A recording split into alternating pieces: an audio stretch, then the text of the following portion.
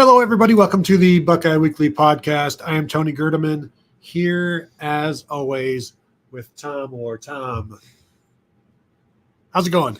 Tony, you pointed the wrong way. Other than that, I'm doing great. Sorry, things are reversed in the camera. Oh, that's true. Yes. Everything is going great. We had a lovely first day of Big Ten Media Days. A lot of stuff to talk about. Got a chance to talk to our good friend Bill Carollo, Big Ten Director of Officiating. Lots of interesting stuff. Can I just say one thing about Bill Carollo, and we will get to the Ohio State stuff. So I'm trying to get him a question asked that you wanted me to ask. You had to run. I'm waiting to do that. Then he had to get on a call at like the top of the hour.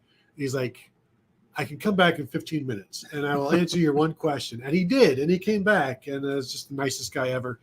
But you can ask him one little thing and he will talk for 15 minutes about, so what is it about the nameplates? Why can't you grab them back there? And you're like, well, 1982, the nameplates. But yes, we talked with Ryan Day, Emeka Egbuka, Jack Sawyer, and Denzel Burke today.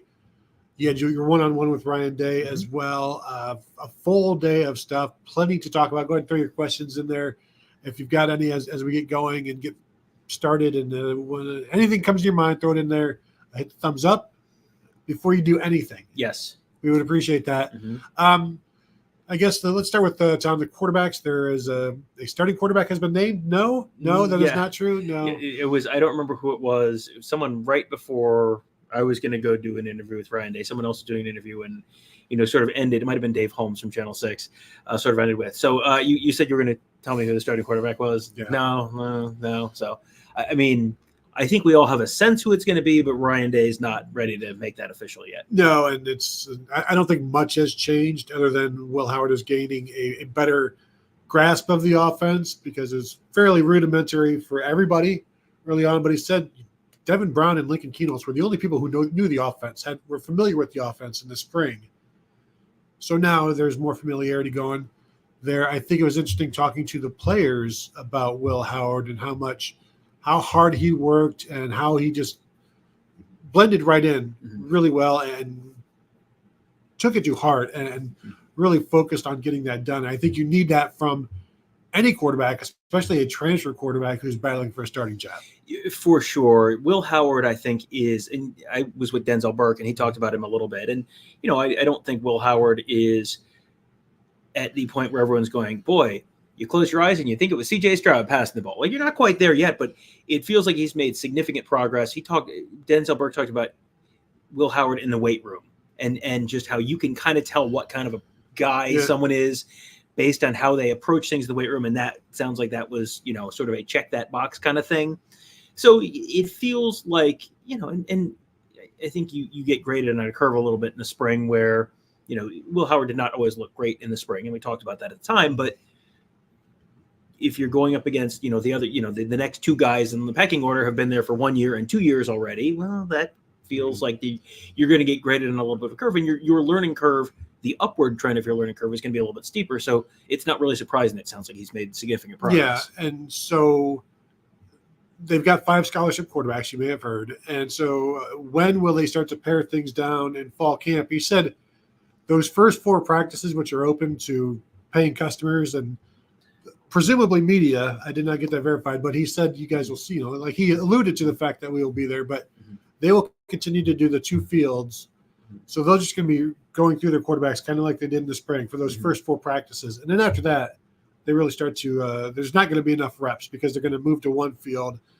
We know when I say 2 fields, they have 2 offenses going at the same time, doing the same plays, mirror images. We saw that last year with Kyle McCord and Devin Brown leading the offenses. So they'll do that again.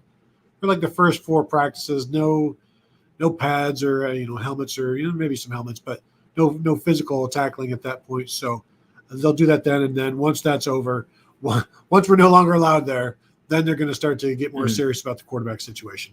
And I think that's the first 4 practices of the fall, the first few practices of the spring are always very pro forma, and we can learn a lot by being there, but generally what we learn is like, oh, these guys are repping in this order. Let's see how things might have changed the next couple of weeks.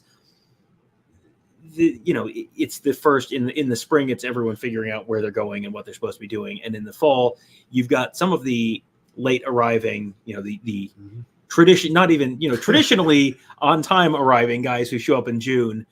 You've got some of those guys who are new, and you've got, guys who have made some progress over the summer, but you're still kind of getting back into it because there's a bunch of stuff they can't do over the summer. So, there's a little bit of a kind of easing yourself back into the pool to a certain degree. Yeah, and it would be interesting to see that practice 5, who the number 3 quarterback is. And because I'm sure we saw Lincoln Keenholz and Julian Sain both with the 3s in the spring.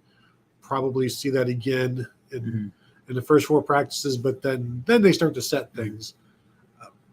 Running back, I thought it was interesting. Day was asked about which freshmen are going to play this year. He said the 2 freshman running backs have to play, James Peoples and Sam Williams-Dixon, because of the lack of depth there. Losing TC Caffey hurt them. It's not a disaster, or it's not an emergency situation with the Caleb Downs. Like, now they're going to have to play him. That's just there in case a super emergency happens. But before, when Ryan Day first talked about it, it was like, that's because Caleb Downs was talking about it. It was something that he wanted to do. Now it becomes more of a possibility because they are down to, they've always had 4 scholarship running backs, but they've lost TC Caffey, who would run between the 3s and the 4s, and sometimes with the 2s, depending on who's practicing and who was not. So you lose him, and now there's more of a possibility of Caleb Downs, but also Day was asked who else might. He's like, well, maybe Brandon Innes. So it's like, maybe that, because Brandon Innes played quarterback as a senior. He is basically a wildcat quarterback, but also threw the ball, and he's a compact, 5'11", 195-ish type of guy. So he could do that. We've seen crazier things. Chip Trainum, who obviously was a running back, but then a linebacker. Xavier Johnson, who has played everywhere. So we know Travion Henderson, Quinshon Judkins are going to have a ton of carries, but I thought it was interesting that those 2 freshmen, he said, have to play. And I think James Peoples we expect to see quite a bit of. Yeah, I think you're going to see much more of James Peoples than you would have if TC Caffey was healthy, because that's sort of about the spot on the depth chart where it felt like Caffey was probably going to fall at some point this year. So, it's just, this is true for James Peoples. This is true for Brandon Innes. This is true for Caleb Downs. You have moved one step closer up the, order of succession. You're not, you're still the Secretary of Agriculture. So, you don't need to be measuring drapes in the Oval Office unless there's a real significant problem that involves a lot of people ahead of you. But now there's one fewer step between you and a bigger role on that team. Yeah, and I was talking with my friend Marcus Hartman, your acquaintance Marcus Hartman, and we were talking about the idea that you could see the receivers running the ball more as well. And we've seen Emeka Egbuka do that. I still think we're going to see Brandon Innes do that out of the slot, the jet sweeps and things like that, especially with Chip Kelly, who has some history of doing that. So there's interesting stuff there. I see we have a super chat. We do have a super chat, and Jordan Kapler says, I ain't come to Buckeye Huddle for no BS. Good. We weren't planning on giving that to you. So there are a bunch of other questions. I'm marking those right now. We will get to those a little later on the show. Super chats jump to this front of the line, but we'll get to everyone else's questions a little later on. Speaking of freshmen, I want to talk about Jeremiah Smith. Oh, good. Because you're talking about the first 4 practices. There's nothing to see. I'll go watch any practice as long as I get to see Jeremiah Smith doing something, because you never know what he's going to do. But you do know you're probably going to be entertained.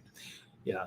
Yeah. And Brian Day was asked about, wide receivers, like where are things? And he said, we really got to figure out, guys like 4 through 7 and who those are going to be, because they feel pretty good about, the top of the wide receiver room. And it's just kind of like, where in that depth, like, where does that all, who's going to slot in where? And he started running through names. And he talked about Brandon Innes, and he talked about Jaden Ballard, and he talked about Bryson Rogers, and he talked about Kojo Antwi, and I don't know, maybe I think he maybe talked about, some of the other guys in that room. And he finished his answer, and I turned to you, and he said, he didn't say Jeremiah Smith's name there. So you know what that tells me? He's 8th. He's either 3rd or 8th, or maybe 2nd, or maybe 1st. And so I got a chance to talk to Ryan Day afterwards, and that was the first thing I asked him. I said, so you talked about 4 through 7. You didn't say Jeremiah Smith's name. Is it safe to say that he's in that top 3 and looking like a day 1 starter? And he kind of went, yeah. well, we're trying not to, set the expectations too high. And it's like, okay, yeah, we're on the same page here. Okay. And Denzel Burke, who we have talked about constantly as a great barometer of truth and honesty and what it, you want to know what the real deal is there. You go to Denzel Burke, and Denzel Burke was asked which, you've got a bunch of talented wide receivers in this team.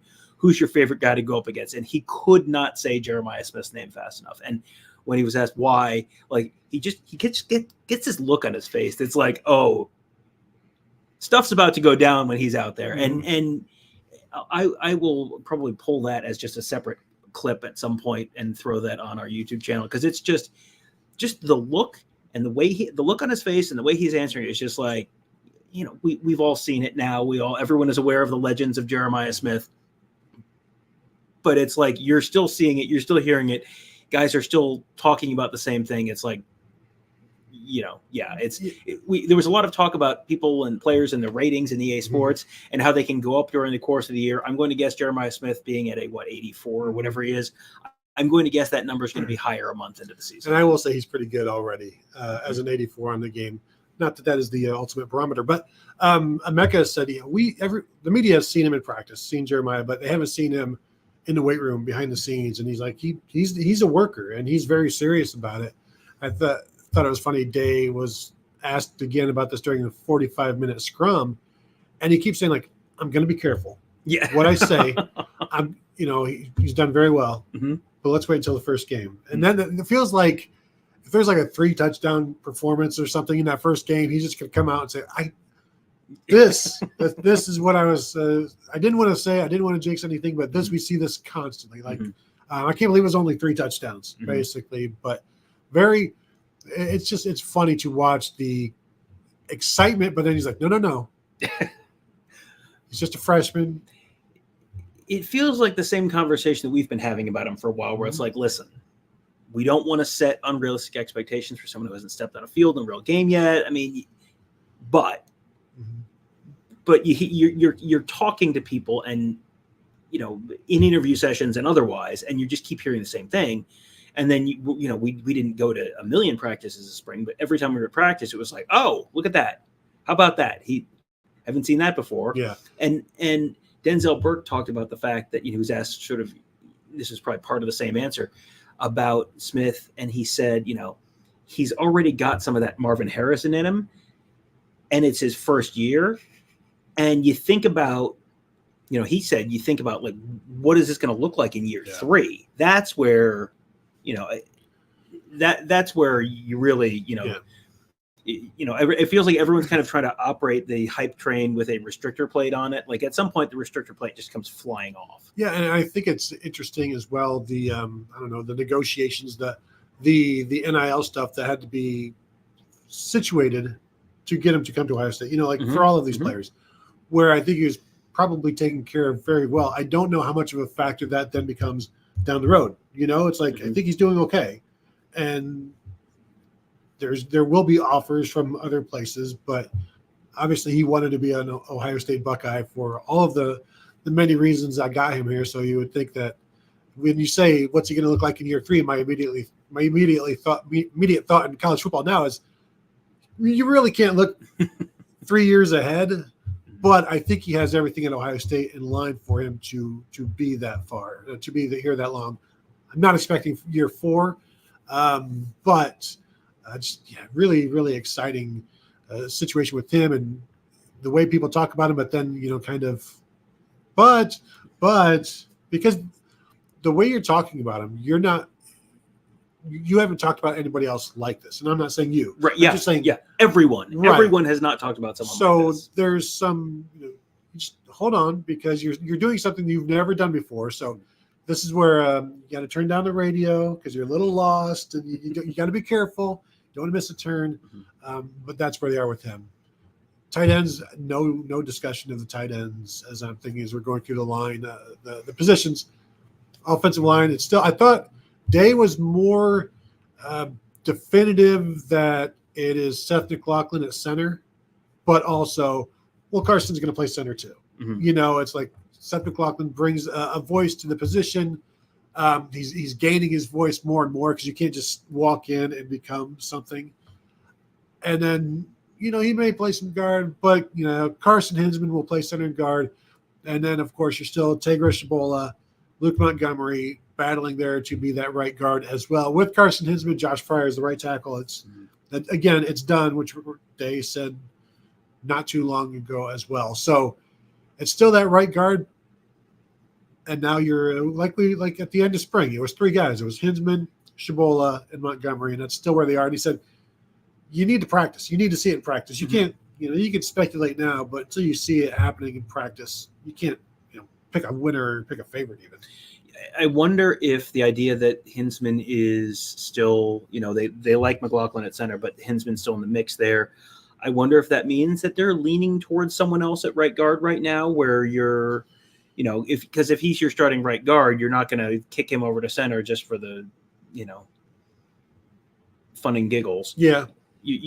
Maybe you want to. Maybe this is you got to get him 2 drives a game in order to just have him ready in case you have an injury or whatever. We saw what Ohio State kind of doing the center position with duct tape and baling wire looked like in the Cotton Bowl, and spoiler alert, not great. I didn't see any duct tape. Yeah, but he also did say that last year is going to help Carson Hinzman so much moving forward.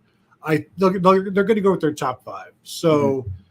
If those two are both in the top 5, I think you'll see Hinzman at guard. Mm-hmm. But it's up to Carson Hinzman to stay in that top 5. He was there last year, but as Dave said, he was probably about forced into the role about 6 months too early. Mm-hmm. Half a season too early, I think is what he said.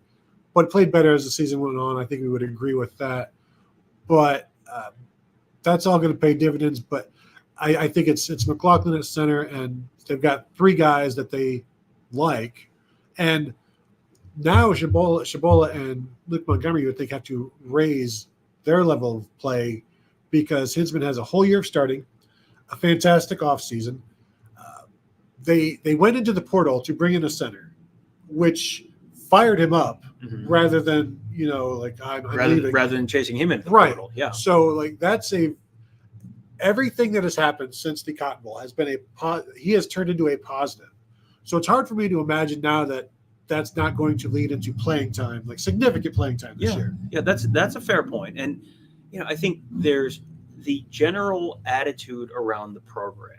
And this is something we heard from a bunch of guys today. And we've been hearing very consistently since January. There is a mission. There is a focus. There is, this is a team that is very, very driven to hit certain goals. And they're, they are the stated goals every year. Beat Michigan, win the Big Ten, win the national championship. But Denzel Burke talked about the fact that the whole, not having beaten Michigan, not having won the national championship, those were like the primary factors that drove everyone to come back. And, as this is unacceptable as the Ohio State Twitter sphere will get, that the demand excellence sector of the Ohio State Twitter sphere will get. That is absolutely the mindset of the team right now. And that has driven a lot of work in the weight room and a lot of, and this is the baseball spring training equivalent, where this is the time of year when everyone's in the best shape of their lives and no one's out yet. Everyone's going to go undefeated this year. We know all this stuff. You're not just hearing the words, you're seeing the actions. You're seeing all the guys coming back. You're seeing the guys they added in the portal. You're seeing, the positional battles really, really kind of going hard. So I think I buy into that more now than this is the time of year when I do have a lot of internal eye rolling at some of the stuff that gets talked about. And, everyone's team is closer than any other team before in the history. Yada, yada, yeah. Okay. But there are certain things that it's if you see it, then okay. Fort Wayne Buckeye Super Chat says, haven't had a chance to watch the videos from today yet, but any new insight or gut feeling on who gets the Block O? Hope you guys are enjoying Indy. Was the Block O recipient in Indianapolis today? As you're saying that, I would not be shocked if it was Emeka. But he's already changed numbers from 12 to 2. I wouldn't have said that before. Not that I wouldn't have any reason to, but I think Jack Sawyer has been one that has been a common pick. I don't want to see it on an offensive lineman again. I think it's best to see it on the field. And then Denzel Burke, I think right now he's going to stick with 10 because he went from 10 to 5 and things did not go well for him, so he went back to 10. Mm-hmm. So I don't see that. I would not be shocked if it's Jack Sawyer.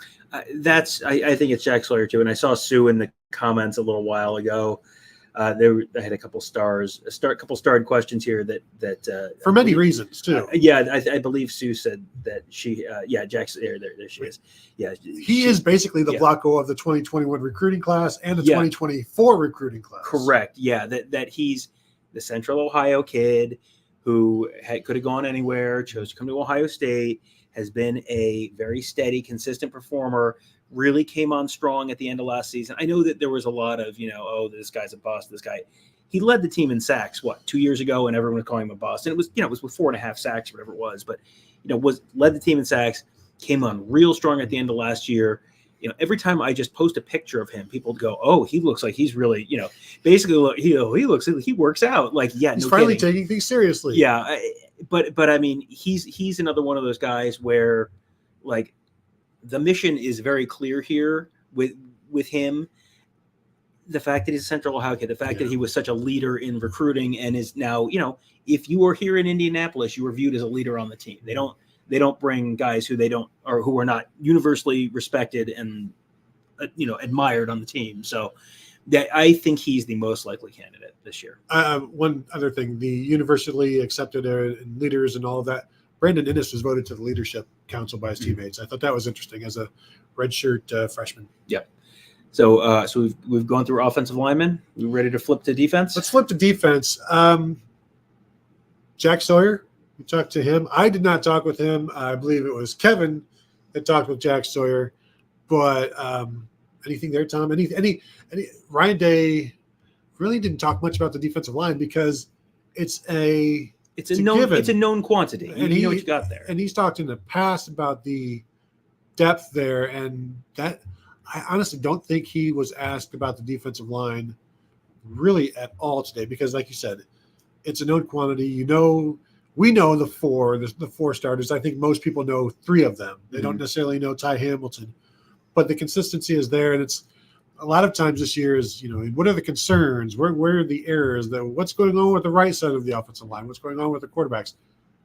You really got to start to get into the weeds with, like, what's going on with the defensive line, because now you're talking about Hero Canoe and Taiwan Malone and things like that. He did say Edric Houston, when asked about which freshmen are going to play, he said he's probably flashed the most on the defensive line, defense as a whole in terms of the freshmen. But they're so deep at defensive end right now that he didn't say he's going to redshirt. He didn't say he was going to play. It's just he's doing really well, but you got to figure at this point he's the 7th defensive end. Because you've got 6th or 7th. Josh Mickens. Yeah, you got Josh Mickens. You've got Mitchell Melton. Depending on how you 5th. slot, is he a defensive end or is he going to be a jack? I mean, you're getting into, and then if he is, are they taking a defensive lineman off the field? There's a bunch of different variables here. But to me, if you look at someone who like Edric Houston, who has the athleticism and the size to be the 5-star recruit, and who is already showing you, like, I remember a Sports Illustrated article from John Cooper about John Cooper in 1993, where it's like, Ohio State football is suddenly alive again after 5 terrible seasons. And Cooper was quoted in that article essentially saying, like, it was a mistake to redshirt Dan Wilkinson because there's no way he was going to be here 5 years. And he redshirted because he didn't make weight his freshman year. But looking back, it was like, that was stupid. That was a complete waste. You're a 5-star guy. You're already showing stuff. What are the odds that Edric Houston is playing for Ohio State in 2029? Probably not tremendous, right? 4, 5, 6, 7, 8. Oh, yeah, 2028. Yeah. So COVID year 2. There you go. Let's not speak that into existence. Yeah. Well, what are the odds that Edric Houston is playing for Ohio State in 2020? Probably not great. If he is, things have gone wrong. Well, there has been a significant injury probably that has cost him a year. So that's not something you're probably banking on. So play him, get him the experience, play him as much as you can. If he plays 3 snaps in 10, in 4 games, he plays 3 snaps and then, plays 15 snaps in 4 other games. Great. That's more reps. You're keeping him more engaged. To me, that's a pretty no-brainer. And when I talked to Ryan Day about this earlier, he didn't go into that much detail, but he said the way they approach, in terms of specific guys, but he said the way they're approaching it right now is everybody has 4 games and then the postseason. Yeah. So you're going in saying you're not making a decision right now. You make a decision when the guy's played 4 games. He, outside of a couple offensive linemen, it did not sound like he was thinking like, yeah, we're going to redshirt a bunch of guys. I think sort of the default answer is you're going to play outside of a couple offensive linemen because that's more developmental position. If you want to tell me that, Eric Mensah needs a year of development in the interior defensive line because that's kind of the similar spot, like, sure, okay, I can buy that. But I think the default answer is you're going to play until we see a reason that you would benefit from a redshirt season. Yeah, and also if you're redshirting them, you might be saving them a year for somebody else. So it's like, we redshirted you, now Nebraska got 4 years out of you. That sort of thing. So I wonder how much that also plays into it. But yeah, with him, you kind of have to play him as much as you can. But we know Larry Johnson does not like to play his freshmen, as he said. He wants to only put them in good positions. So he wants to put them in situations where he can win, which means later in games or in passing downs. He knows what he's going to get. It's a lot easier for him to decipher what he's going to see. But you play him early. That way, if something happens, he's had enough experience in September and October to help you out in November. Yeah, and there are going to be plenty of situations. Do you think Edric Houston can probably get some wins against Akron? Yeah, Western Michigan, Marshall.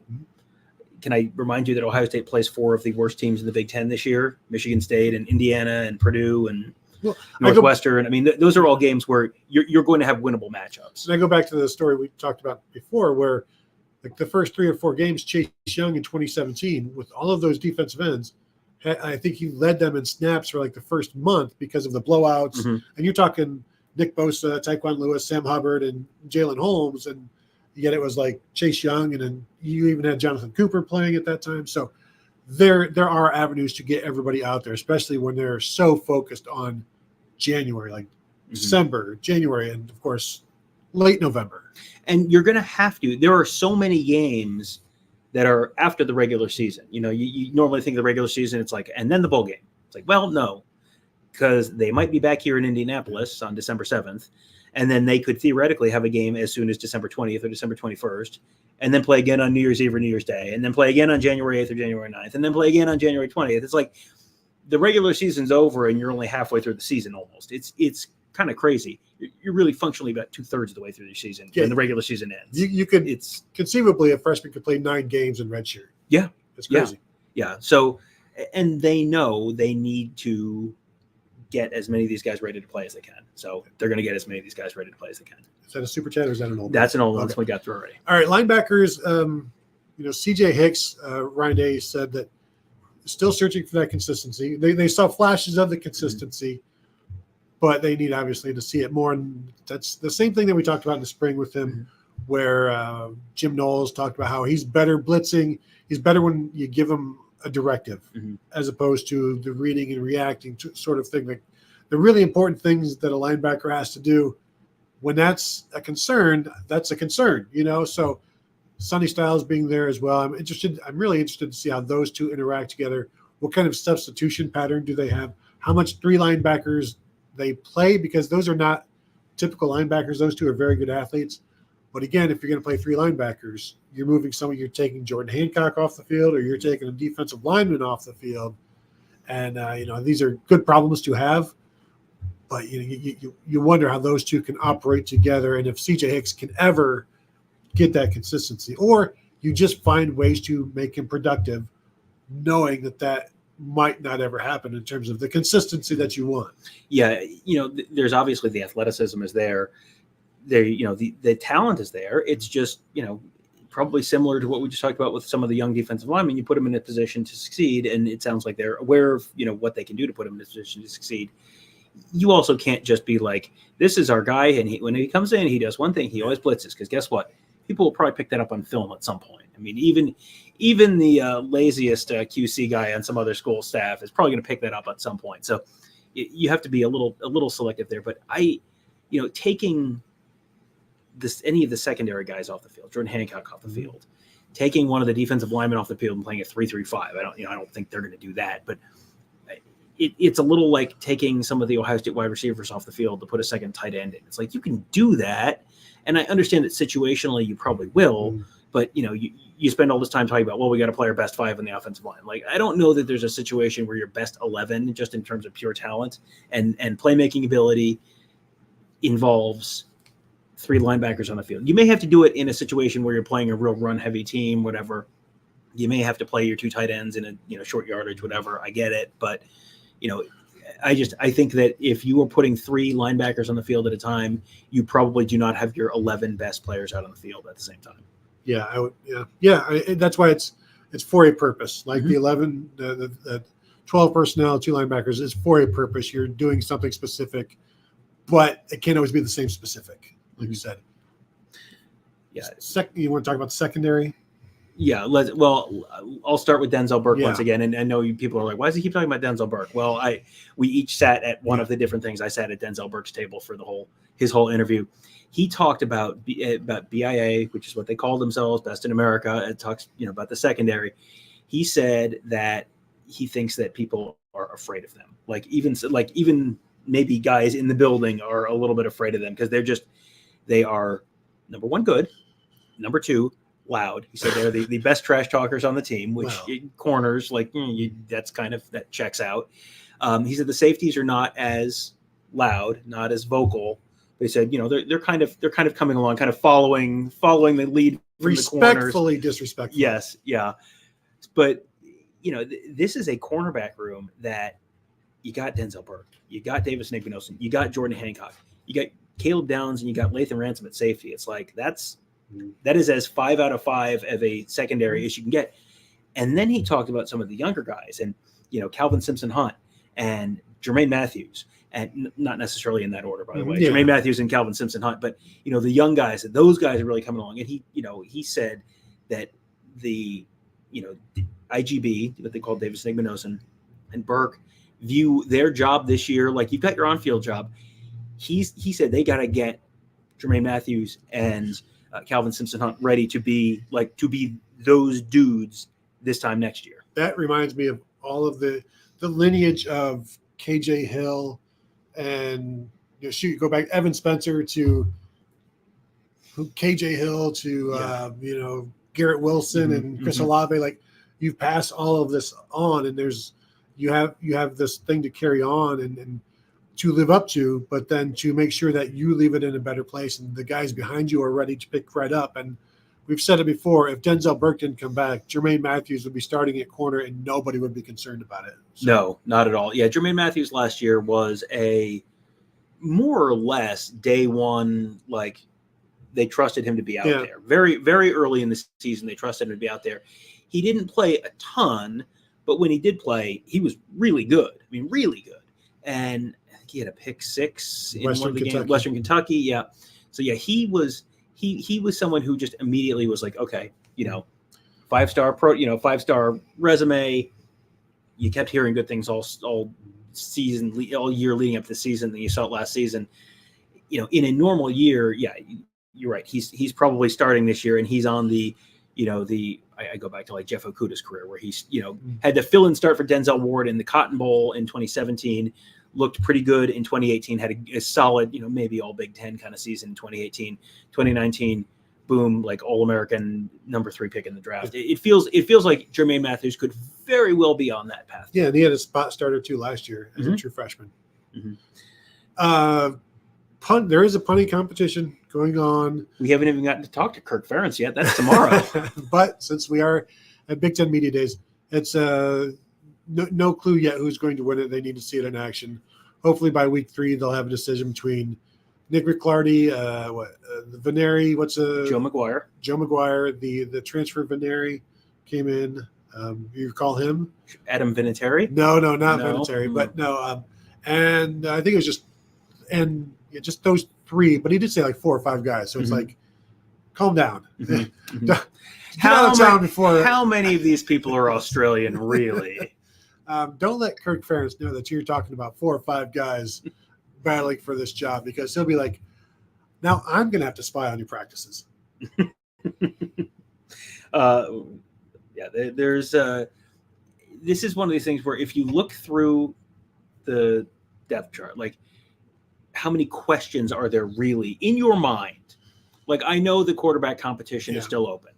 There's a very little question in my mind who is taking that first snap if healthy, right? I mean, sure, it's an open quarterback competition. I'll take Will Howard. You can take the field. Yeah. Running back, you got your two guys there. You're feeling good. Wide receiver, sounds like they got their three. Tight end, they're very happy with G. Scott. So, okay, you want to put backup tight end on the list of concerns? Sure. Right guard, they've got options. That's like the big glaring question on offense is, well, who's going to play right guard among these 2 to 3 probably perfectly fine choices? Interior of the defensive line, like, well, that's a little bit of a question. Okay, one of the linebacker positions is a little bit up in the air. Punter.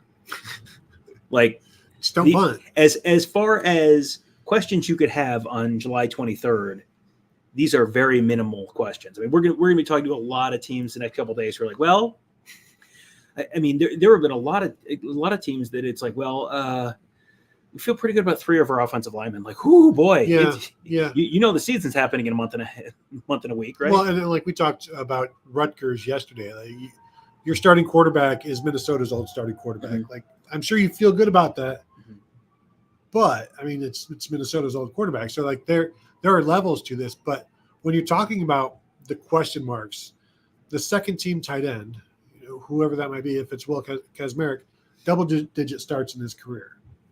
Who's going to be that right guard? If it's Carson Hinzman, double-digit starts in his career. That will linebacker, Sonny Styles, has double-digit starts in his career. Now they're at safety and nickel, but the experience is there. So all of these question marks, there are very experienced answers that you would feel comfortable with. Generally, those would not be the biggest problems that you have. It's just these are first world problems. These are relative issues for Ohio State. And of those 3, and it feels strange to say, the backup tight end is one of the 3 biggest issues. Now, you might just say the tight end position as a whole, because I think people still have questions about G. Scott. Mm-hmm. I still want to see what happens, how well Sonny Styles or C.J. Hicks plays at will. I think that, for me, is my biggest question. I think right guard will be fine. You can sometimes hide that. You can't hide a will linebacker. Mm-hmm.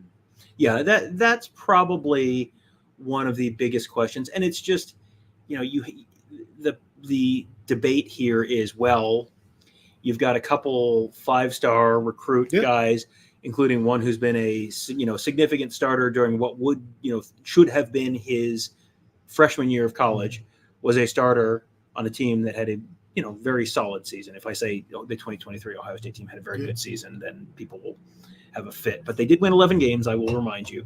So, this is, he's playing a different position. I don't really have concerns about his size or, holding up athletically, holding up size-wise. Like, it feels like Cody Simon is going to be rock solid at that Mike spot. And if you tell me it's going to be Simon and Styles, I feel like, you know what? I think they're going to be just fine, because Sonny Styles has played enough football that if you're on the field, as a reminder, he enrolled early at Ohio State. He reclassified. So he was playing in the Peach Bowl, the college football playoff semifinal, when he should have been in high school. He was starting last year for Ohio State at safety when he should have been a true freshman at Ohio State. So, how big is my concern that in year 3 of his career, which should only technically be year 2, that he's going to be able to play a little closer to the line of scrimmage, where you probably have, fewer reads and things you got to worry about, and you might just be able to rely more on your speed and strength and athleticism, which you are touted for, and which you're probably going to get picked very early in the 2025 NFL draft for. Like, I mean, it's a little bit of a question. I think it's the difference between this is a question and this is a concern, because I don't think it's a concern. Right. Yeah. And this is, he was always going to end up linebacker or even defensive end. Like, he was always going to move closer to the ball. This is the natural progression for him. And it's, like I said, it's a relative question. It's anybody else. Please, could we have Sonny Styles as a starting linebacker? These are some other programs would beg to have these issues. So have we hit all of our position groups? Do we want to, let's talk real quickly about our good friend Bill Carollo. Right. A couple interesting things. You got a chance to talk to him about the kickoff rule, the NFL's kickoff rule, which they're implementing this year, which is like a complete overhaul of kickoffs where it's, I don't remember all the specifics, but you basically start 10 yards apart from the other guys and you have to wait till the receiver catches the ball before you can run.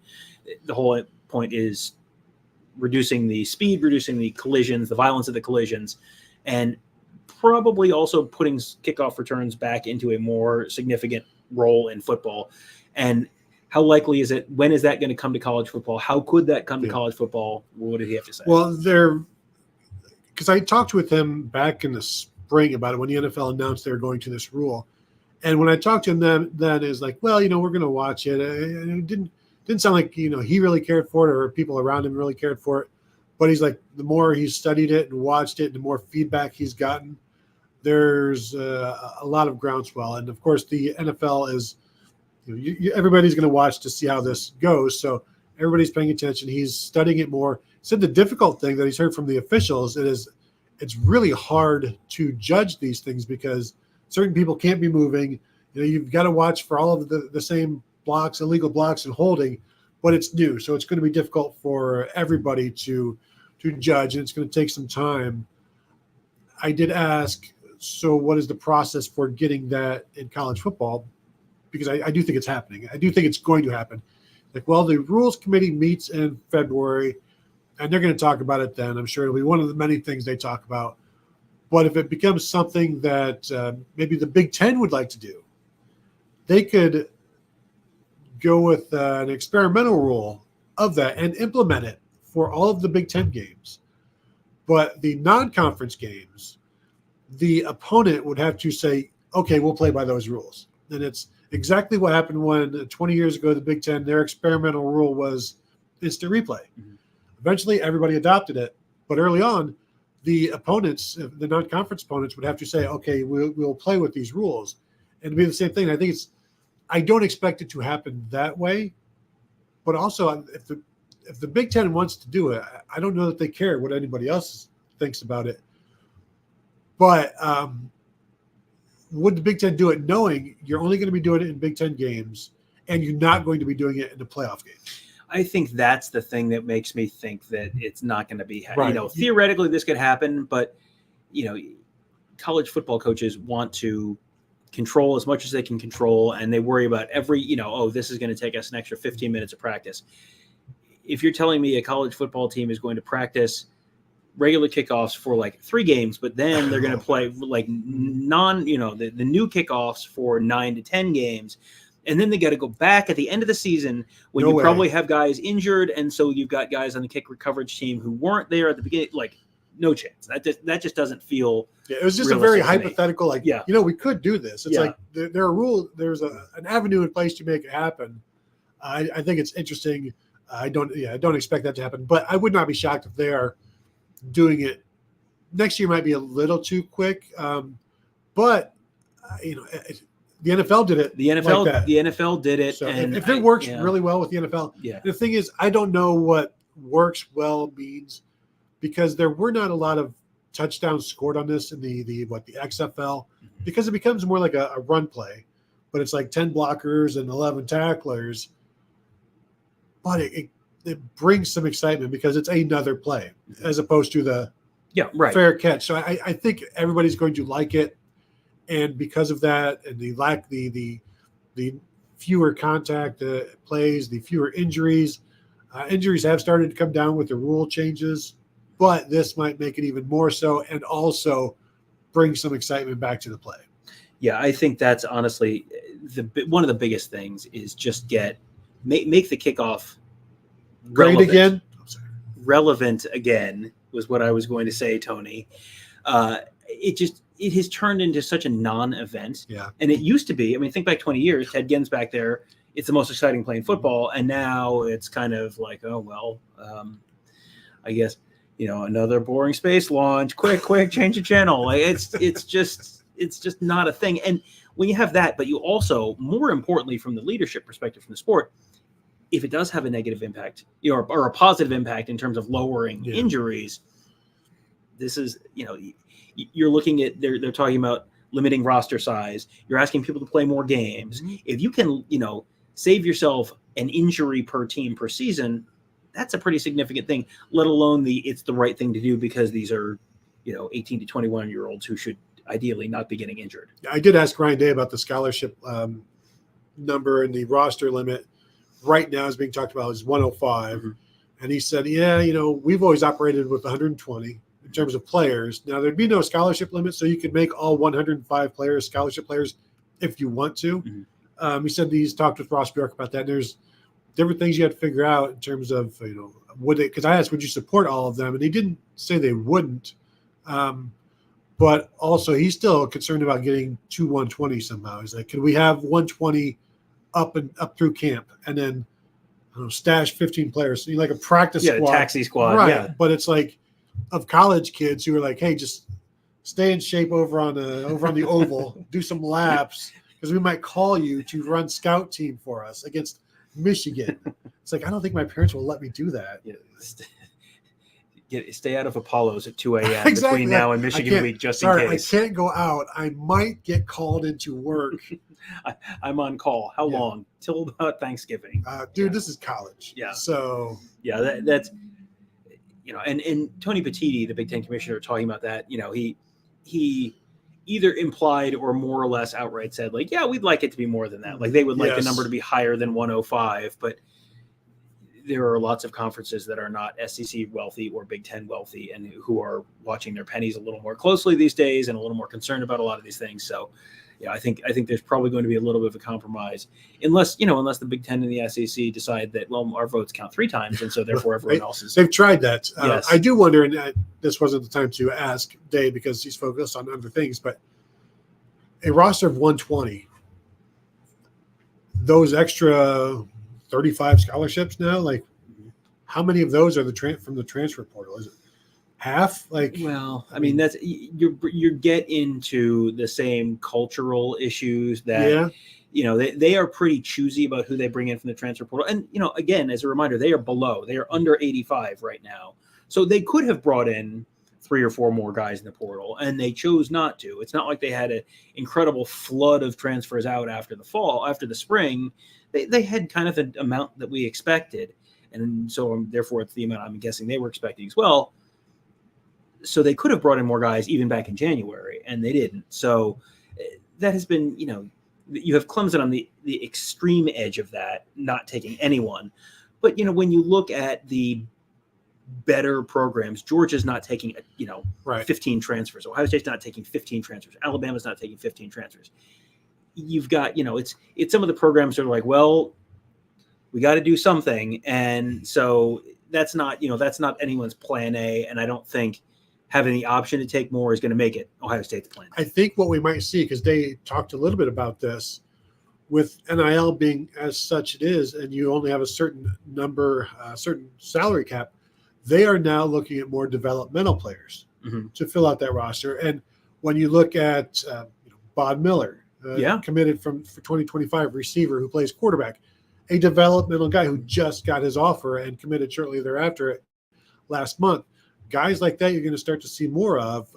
You've got more room for them. You will have more room for them, but also they don't command nearly as much in NIL, are happy to be on your team, are seeing it for everything that it can be, and there will be NIL to come, but it's just right off the bat, you're going to have to find, and they're looking for more guys, and that has become a situation where they've got so much allotted. I mean, it's a salary cap. So at some point, you've got to go get the league minimum or the veteran exception or whatever. Like, not everybody is making top dollar because there's not enough money.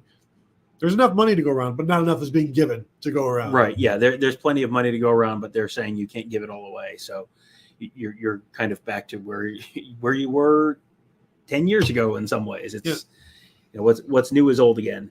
All right, we've got a bunch of questions that I want to get through. Let's start with Sue. She says, I don't ever hear anyone saying anything great about Howard's arm. That gives me some concern. And there was a whole conversation after that about, that he's going to bring running and all that kind of stuff. And I don't think anyone is confusing Will Howard with CJ Stroud. But given what this Ohio State offense has, and given what they have around him, and given what he brings in terms of the ground game, and given the fact that you've got Chip Kelly's influence now bringing it more into that ground game, you don't need a CJ Stroud this year. You need a guy who is going to go out there, run the offense. It's like a Craig Krenzel plus, basically. You don't need a quarterback who's going to go out there and be the first overall pick in the draft. You need a quarterback who can go out there, run the offense, manage the game, pick up some big plays with his legs, and just don't turn the ball over. If Will Howard is just sort of efficient and doesn't turn the ball over, I think that's really all they really need out of that position. Yeah, I mean, I have questions as well because we haven't gotten to see it, and as I keep saying, he's never gotten to play with receivers like this. So it's up to Day and Chip Kelly. If whatever he can't do well, don't do that. And do the things that he does well and get through it. And you've got a defense that I know Day said years ago, you got to score 40 points to win a national championship. Maybe in that game, but your defense is good enough now to maybe you only need to score 30.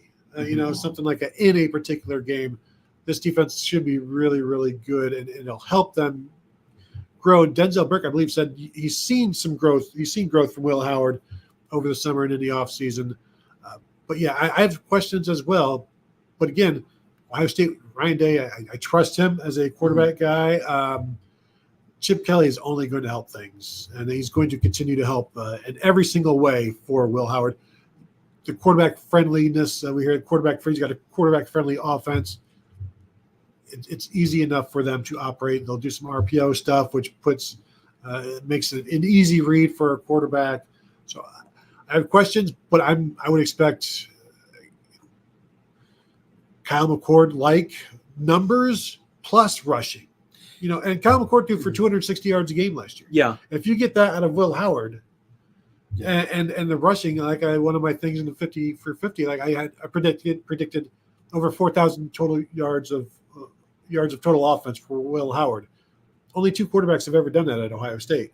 That's C.J. Stroud and that's Dwayne Haskins. Yeah. But 250 yards passing a game and 30 rushing yards per game for Will Howard will get him there. That sounds very realistic. Right. It does. And I think part of this is the conversation of, on one hand, is Will Howard good enough to win the Heisman Trophy? On the other hand, is Will Howard good enough to win the national championship? I think the answer to Heisman Trophy is, right. Theoretically, sure, he could. Don't give too much trust to the voters. Like, the odds that Will Howard wins the national championship are significantly greater to me than the odds that Will Howard wins the Heisman Trophy.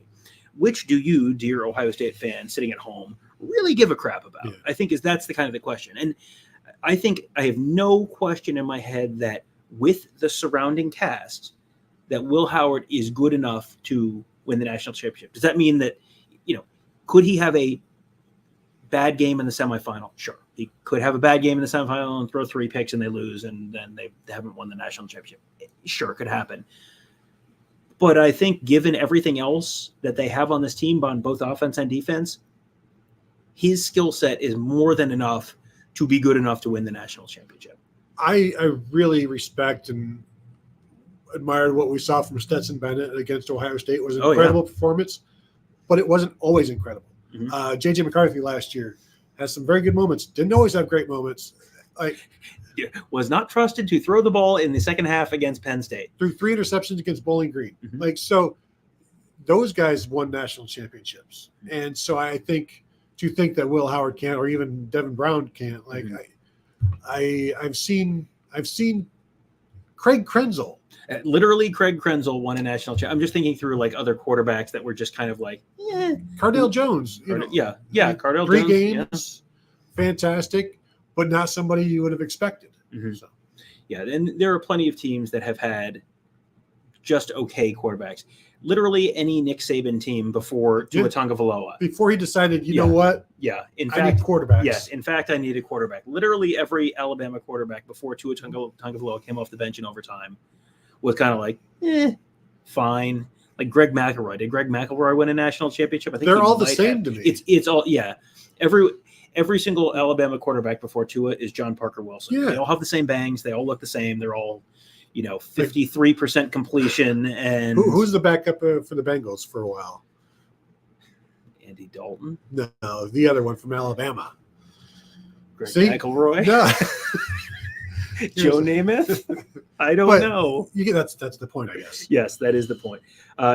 Speaking of quarterbacks from Alabama, Ed Rogers asks, can Julian Sayin move up the depth chart?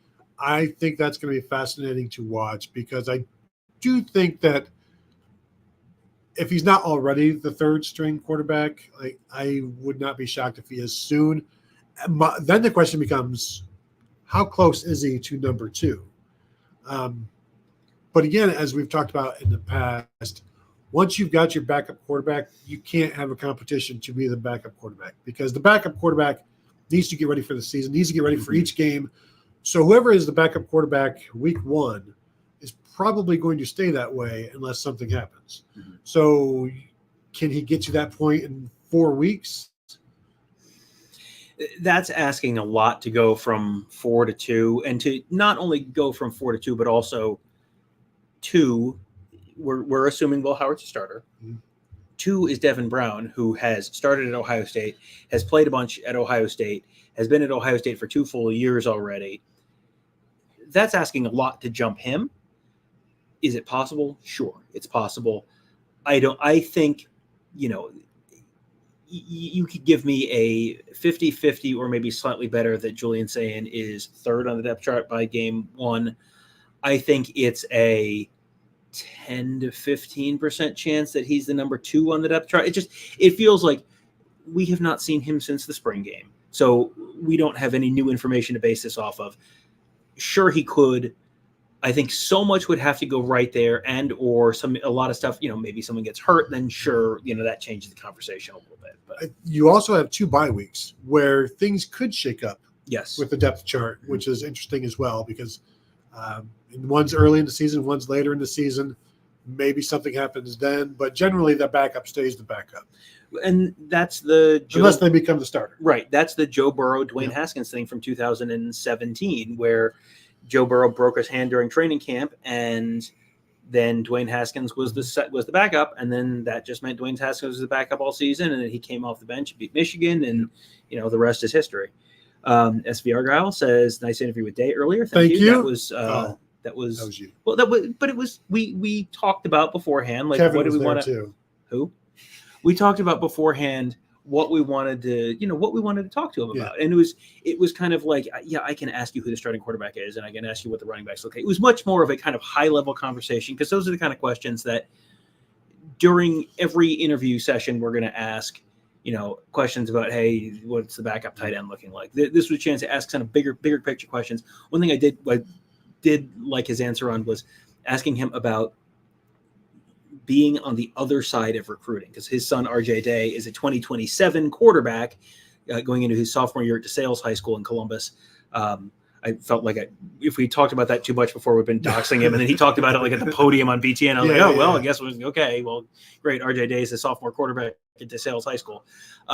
He has at least a couple FBS offers, and he's got Marshall, Toledo, maybe Boston College, Boston College, from Bill O'Brien. So he's now going through this process on the other side, where he's the dad, and he's not the coach who's trying to recruit your kid. He's the dad whose kid you're trying to recruit. And just talking to him a little bit about, so what have you learned from being on the other side of the table, essentially, and to apply that. You can find that on our YouTube channel, youtube.com/Buckeye Huddle. Just about an 8-minute conversation, but I thought some very interesting answers from Day and some stuff we don't normally get to hear him talk about. Yasharael LG says, must get back to Indy, period. Must take care of business this year. The last time Ohio State was in the Big Ten championship game with a full crowd, 2019. 5 years ago. Crazy, huh? I was thinking about that today. Every time we walk into that building for Big Ten Media Days, it's like, boy, it's crazy. I feel like, it's been a year since we've been here. That's very unusual. And the number of times that we have to go through Indiana or into Indiana for football, this is always Big Ten Media Days for forever. It was always like the first of at least 2 because we'll be back in December, and it's been since 2020 the COVID year since Ohio State has been there. Well, and last year we thought we'd be in Indiana potentially 5 times, and we were only in Indiana 4 times because they played at Notre Dame, at Purdue, at Indiana, and then of course Big Ten Media Days, but nothing after that. So next up from the football extraordinaire, what do you think Ohio State will do with their safeties between Ransom, Downs, and optional CJ Striles? Which safety will play coverage or run support or in the box? And he was saying he thinks he should move CJ Hicks to safety. I don't see that happening, and I don't know that Sonny Styles is moving back. But of the 2 safeties, Ransom and Downs, Ransom is the boundary safety or the bandit. That's more of the traditional strong safety position where it's much more in run support and playing in the box. Downs is what they call the adjuster. That's sort of the traditional deep free safety position. He's much more kind of the guy behind you, kind of playing deep center field, kind of the Malik Hooker position. Yeah, but he will. I mean, 107 tackles last year as a true freshman, first true freshman to ever lead Alabama in tackles. So those aren't all downfield.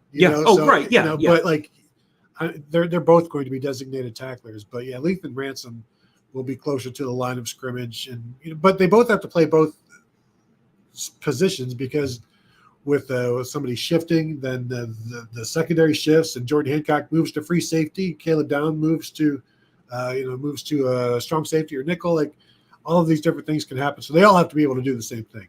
Buckeye Sean says AJ McCarron was who Tony was thinking of. He won 2 national championships, and was extremely unremarkable. The most remarkable thing about AJ McCarron was when Brent Musburger saw his girlfriend in the stands. That was the most memorable part of AJ McCarron's career, and it was I thought old man saying inappropriate things. I thought you were gonna say like his chest tattoo or back tattoo that he has, like the gigantic tattoo. Yeah.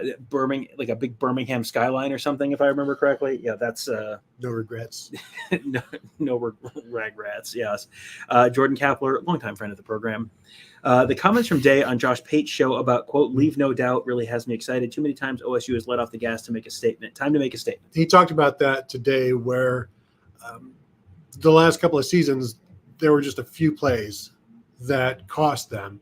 And he's like, it's always going to come down to these few plays. But he's like, let's leave no doubt. Like, let's make sure there are no few plays that it takes. Like, yes, you want to win those plays, but don't put yourself in a position to have it come down to that. Don't leave yourself open to a missed 50-yard kick, a busted 85-yard touchdown run. Like, if it comes down to one play, you've kind of lost the point of it when you want to leave no doubt. So right, and another one that came up during that Bill Carollo interview was the Denzel Burke strip at the goal line of Roman Wilson and how close that call was, and Bill Carollo basically said, like, it would have been whatever it was going to be call stands because it was that close. There was no way to know. And, that's another one of those. How close did they come? Well, the strip at the goal line that was almost a touch, was a touchdown, but almost wasn't by that much. And then the lineman steps on Kyle McCord's foot and you get an interception instead of and that's it. Like that's the difference between we're talking about Ohio State playing for the national championship and Ohio State having a disappointing season. And, this is, you go back to our post-Cotton Bowl show. This is a lot of the stuff we were saying at the time. Like, your job is to win the game. Your job is to win the game. Like, your job is to win the game. You're not here to make Rutgers not feel bad about itself. Right. Like, take off the white hat, put on the black hat, go do what you need to do. That's what you have to do, because there's a lot of like, well, you don't want that's not the job. And that's very much been what the message has been very consistently since then. So, longtime friend of the program, McChickens, people getting too hyped for the Stalions documentary. Dude's a dirtbag. He took a payday. He's going to lie his butt off as it's his version of events. I'll wait for the NCAA's report. So this is the Connor Stalions documentary that's coming out on Netflix on August 29th. And everyone kind of went, ooh. And then you saw, and it was like, Connor Stalions tells his story. It's like, I see. Yeah, no, and we talked about this yesterday.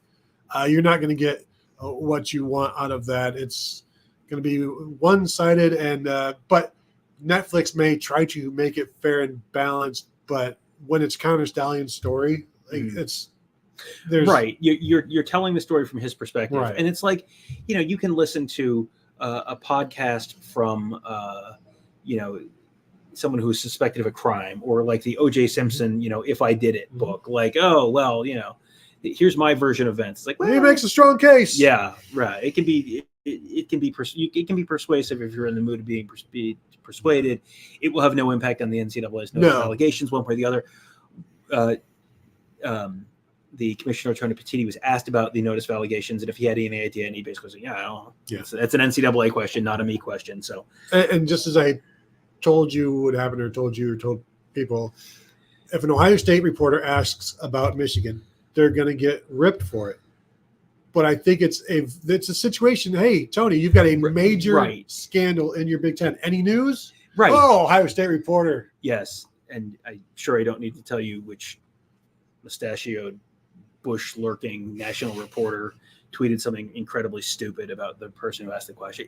It was not asked as a gotcha. It was asked as a, hey, you had this major story in your conference last year, which you made made a little bit of a bigger than normal impact on. You went kind of above and beyond because of how serious it was.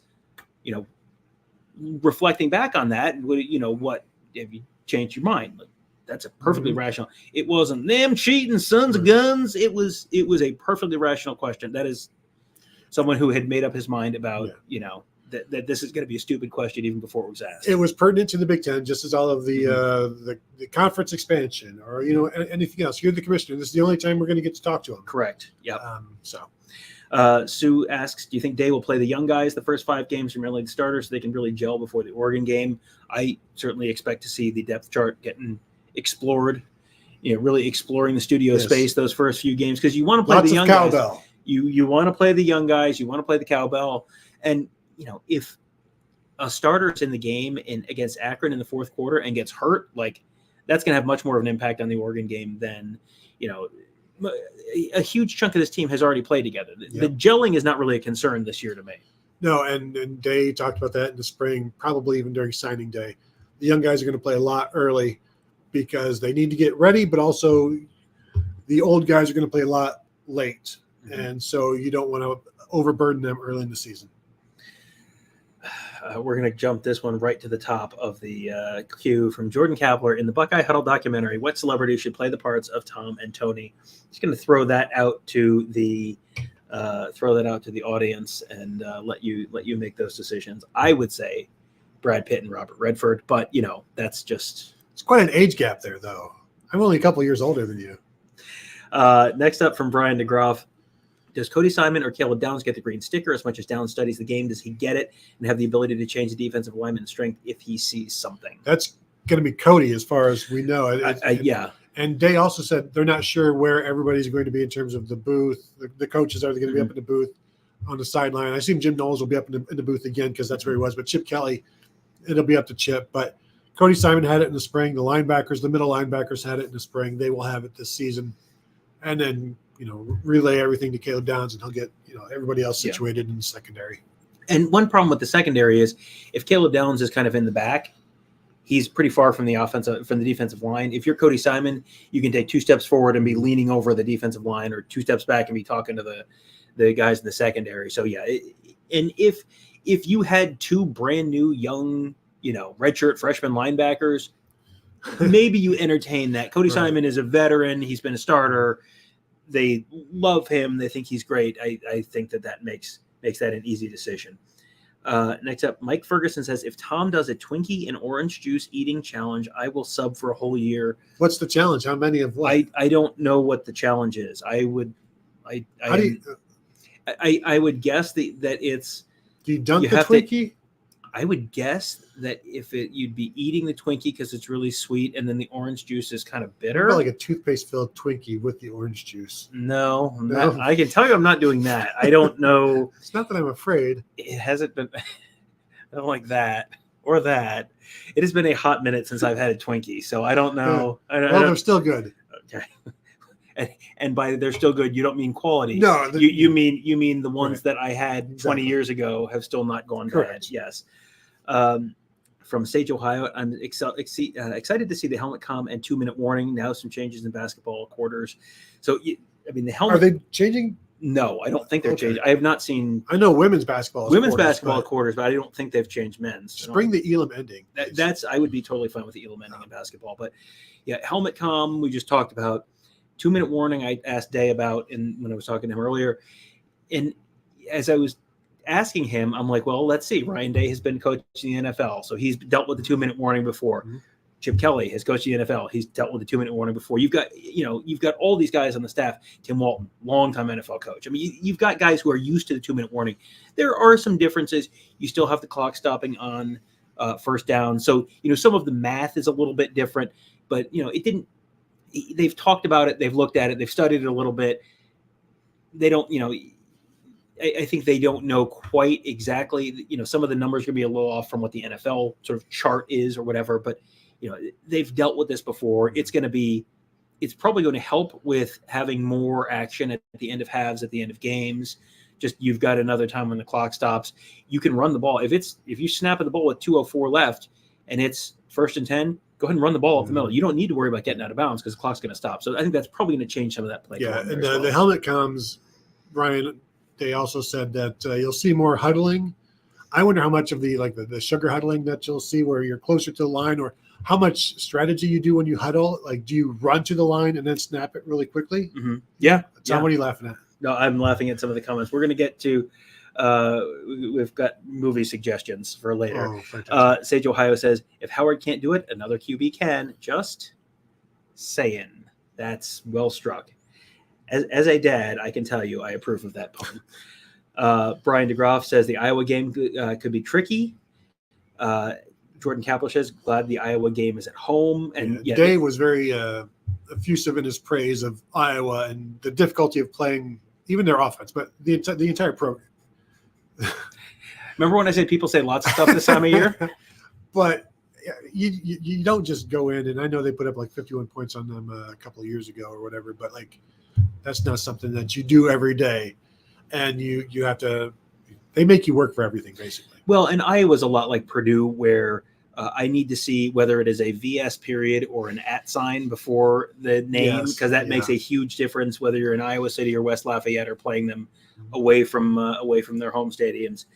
So, yeah, and we will be talking to Kirk Ferentz and some of the Iowa players tomorrow, probably about the Buckeyes, but also I'm super interested. Those guys played a road game at Wrigley Field last year, so I'm super interested to talk to them about that. Well, actually, the Iowa fans talking with the Northwestern players, it's like they played Iowa last year, and he's like, I think it was Cam Porter was like, well, there were more Iowa fans there, and that kind of sucked, but it's really awesome to play there. Yeah, that was. I talked to several of the Northwestern players and their coach as well, and all of them were talked about, grew up in Chicago, like this is huge Cub fans, incredible experience, total dream come true. Logistically, it's a little weird. They talked about having to come from the clubhouse, down through the stands to the field, which is kind of crazy. I figured they'd come up through the dugouts, but I guess there's not enough space in the baseball clubhouse to get a football team. So Cam Porter did say that he was told both teams will have their own sidelines now. They'll be on opposite sidelines. Oh, okay. Which is new. He did also say it's pretty old stadium. It's really, really old. Rather famously, yes. But he's on the inside, it's all state of the art. Yeah, it is pretty interesting. Yeah, it is. If you have not been to Wrigley Field, I had been to Wrigley Field in 2000, 2001, something like that, and then went again last year or 2 years ago. It is an entirely different ballpark. It is the inside is completely different, completely redone. It's still old, but it's old and not meant not made for not football. Crappy like Fenway. Fenway has also been largely redone. I've been there a couple times as well. Sue says a young Brian Dennehy plays Tom. I guess maybe I don't know. Is that a nice? Did Sue say a nice thing or a mean thing about me? A young Brian Dennehy. I mean, that's This one I'm more clear on whether it is. Mike Ferguson says Tom is played by the dog in John Wick, and Tony played by Tom Cruise. Thank you. A young Tom Cruise or an old Tom Cruise? I guess I'll take any. Tony does all of his own stunts. Another suggestion from Jeremy Moreland: Danny DeVito was Kevin Noon. I don't know. Danny DeVito is pretty beloved. I'm not sure. Odysseus wants to know if we're going to do a 72-ounce steak challenge. Who wins? So that's like the big Texan down in Amarillo.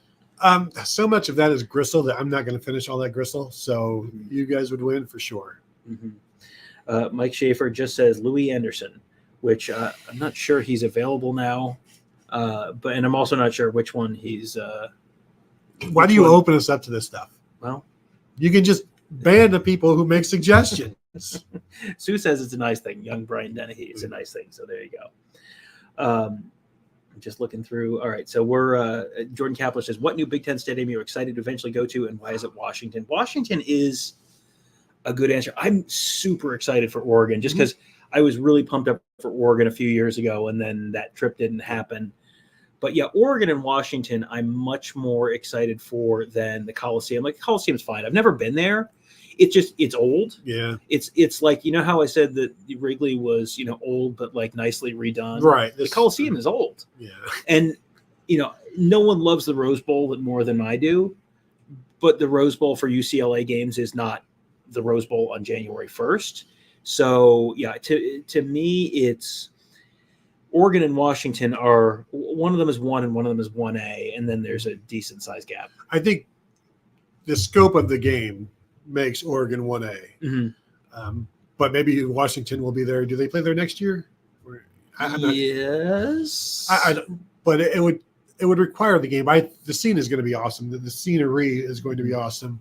Being on the water like that, that's going to be a very cool place to see. So I'm looking forward to all of them. But yeah, the Coliseum, it's like, yeah, at Washington next year, at Washington in 2025. So that's and I forgot, man, they get Texas next year out of conference, at Michigan, home for Penn State, at Purdue, at Washington. Oh, sorry, I said at Purdue because I'm just reading through it now. That's not that exciting. At Wisconsin, which is always a fun trip. At Washington, that's let's not wish this season away, but the 2025 season might be kind of fun too. Good luck, Julian Sayin. I think we have caught up with it. Yeah, we have caught up. Yeah, we've caught up with the questions, and so. Well, we've been going for a while. I think we can call it and wrap it up. If you haven't hit the thumbs up, please do so. I see 6 of you. No, that's Facebook. Okay, all right. I was going to be a little upset if it was only 6. All right, thank you all, obviously, for joining us. We do appreciate it on a Tuesday night. We will be continuing to do stuff from Big Ten Media Days. So if you have not subscribed to the channel, go ahead and do that. We're going to be dropping more videos, of course. And check us out at Buckeye Huddle. Subscribe there. We had a long thread on all of the happenings today. Everything we heard from the players and asked the players is on the message board there at buckeyehuddle.com. So check that out. Thank you all for tuning in, and we will talk to you guys later.